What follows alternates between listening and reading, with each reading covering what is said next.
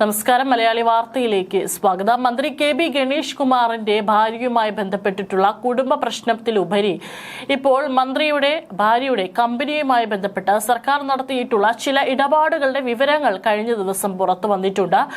വഴിവിട്ട ചില നീക്കങ്ങളിലൂടെയാണ് ഇത്തരത്തിൽ ഈ ഒരു ഇടപാട് അല്ലെങ്കിൽ ഒരു കരാറ് മുൻപോട്ട് പോയിരിക്കുന്നത് എന്നുള്ളതാണ് ഇപ്പോൾ തെളിയുന്നത്. ഭാര്യ ബിന്ദു ഉയർത്തിയ പരാതിയെ ചുറ്റിപ്പറ്റിയ വിവാദം അതുകൊണ്ട് തന്നെ ഒരു സാധാരണ കുടുംബ വിവാദമല്ല എന്നുള്ളത് വേണം പറയാൻ. ഇത് കേരള സമൂഹത്തിൻ്റെ പല ആന്തരിക ഘടനകളെ തുറന്നു കാണിക്കുന്ന ഒരു സംഭവമാണ്.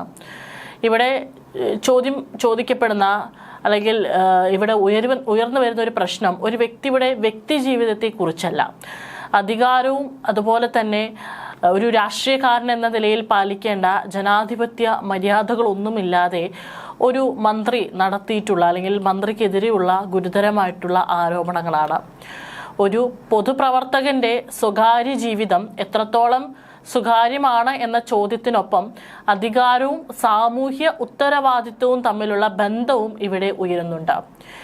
ഏതായാലും ആ ഒരു വിവാദം അതൊരു കുടുംബ പ്രശ്നമാണ് എന്ന് പറഞ്ഞുകൊണ്ട് ഒരു ഫുൾ സ്റ്റോപ്പ് ഇട്ടു എങ്കിലും ഇപ്പോൾ മന്ത്രി പത്നിയുമായി ബന്ധപ്പെട്ട ചില വലിയ അഴിമതി കഥകൾ പുറത്തു വന്നുകൊണ്ടിരിക്കുകയാണ്.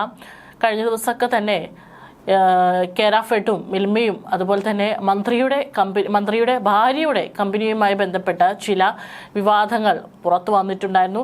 ഏതായാലും ഇന്ന് അതിൻ്റെ കൂടുതൽ വിശദാംശങ്ങൾ പുറത്തു വരികയാണ്. ഈ ഒരു വിവാദങ്ങൾ ഉയർന്നു വന്നപ്പോൾ കേരാഫെഡിൻ്റെ വിശദീകരണം ഇപ്രകാരമായിരുന്നു: മൊത്ത വ്യാപാര ഏജന്റിനെ വെളിച്ചെണ്ണ വിൽക്കുന്നതിന് കരാർ വിളിക്കേണ്ടതില്ലെന്നാണ് കേരാഫെഡ് നൽകിയിട്ടുള്ള വിശദീകരണം. എന്നാൽ മറ്റാരുമായും വിദേശത്ത് ഉൽപ്പന്നങ്ങൾ വിൽക്കുന്നതിന് കേരാഫെഡ് ഇത്തരത്തിൽ കരാറുണ്ടാക്കിയിട്ടില്ല.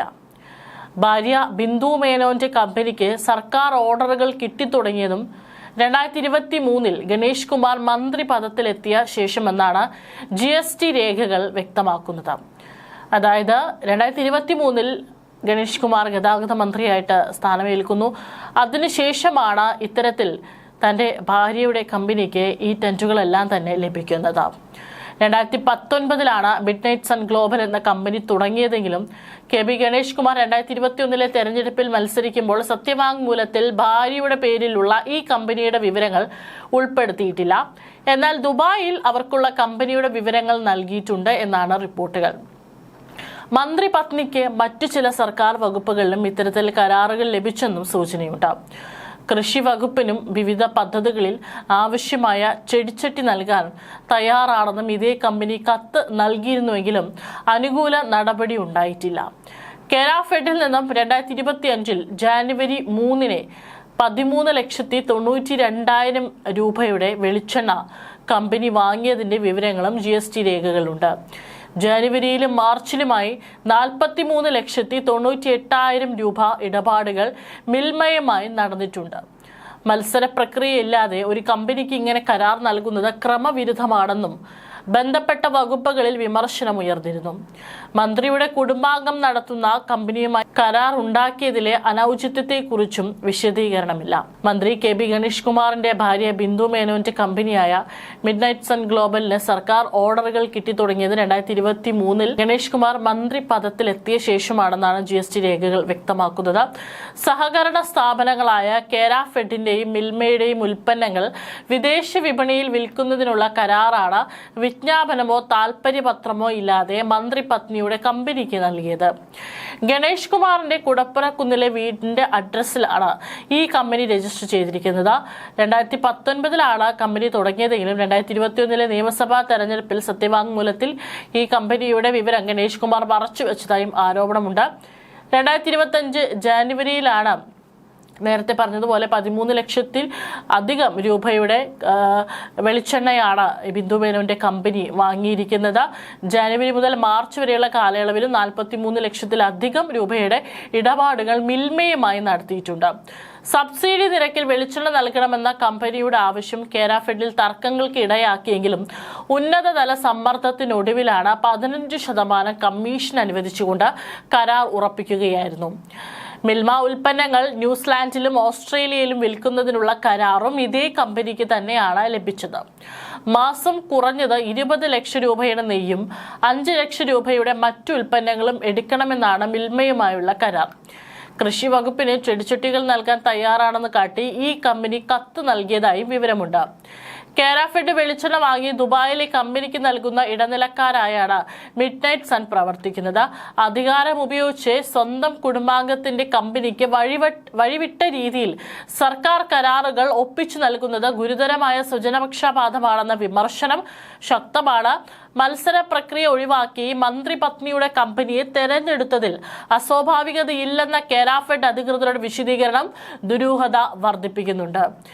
ഏതായാലും തന്റെ സ്വകാര്യ ബന്ധങ്ങളെ കുറിച്ച് എന്ത് തീരുമാനമെടുത്താലും അത് അവനവന്റെ വ്യക്തിപരമായിട്ടുള്ള വിഷയമായിരിക്കും. എന്നാൽ ഒരു മന്ത്രി അതേ വാദം മുന്നോട്ട് വയ്ക്കുമ്പോൾ കാര്യം വ്യത്യസ്തമാണ്. ഒരു മന്ത്രി ഒരു പൊതുപ്രവർത്തകനാണ്. അദ്ദേഹത്തിന്റെ പെരുമാറ്റം സമൂഹത്തിൽ ഒരു മാതൃകയായി പ്രവർത്തിക്കുകയോ അല്ലെങ്കിൽ ഒരു തെറ്റായ സന്ദേശമായി മാറുകയോ ചെയ്യും. അതിനാൽ തന്നെ അദ്ദേഹത്തിന്റെ വ്യക്തിപരമായ പെരുമാറ്റം പോലും പൊതുസമൂഹത്തിന്റെ ചോദ്യം ചെയ്യലുകൾക്ക് വിധേയമാകുന്നതും സ്വാഭാവികമാണ്. തീർച്ചയായിട്ടും ഇത്തരത്തിൽ നേരിട്ടുള്ള പ്രത്യേകിച്ച് വഴിവിട്ട നീക്കങ്ങളൊന്നും നടത്താതെയാണ് മന്ത്രി പത്നിക്ക് ഇത്തരത്തിലൊരു സൗകര്യം സർക്കാരിന്റെ ഭാഗത്തു നിന്നും ഉണ്ടായിട്ടുള്ളത് എങ്കിൽ അവർ തീർച്ചയായിട്ടും മറുപടി പറഞ്ഞേ മതിയാകുള്ളൂ. മറ്റേത് കുടുംബ പ്രശ്നമാണെന്നുണ്ടെങ്കിൽ അത് തീർച്ചയായിട്ടും അങ്ങനെയല്ല. കേരാഫെഡും മിൽമയുമായി ബന്ധപ്പെട്ടിട്ടുള്ള പ്രശ്നമാണ്. തീർച്ചയായിട്ടും അതിന് മറുപടി നൽകിയേ മതിയാകുള്ളൂ.